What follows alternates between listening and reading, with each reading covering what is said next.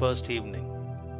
There can be no progress, no achievement without sacrifice, and a man's worldly success will be in the measure that he sacrifices his confused animal thoughts and fixes his mind on the development of his plans and on the strengthening of his resolution and self-reliance.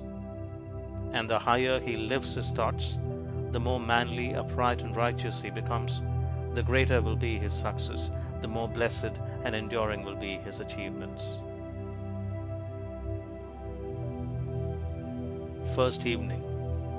There can be no progress, no achievement without sacrifice, and a man's worldly success will be in the measure that he sacrifices his confused animal thoughts and fixes his mind on the development of his plans and on the strengthening of his resolution and self-reliance.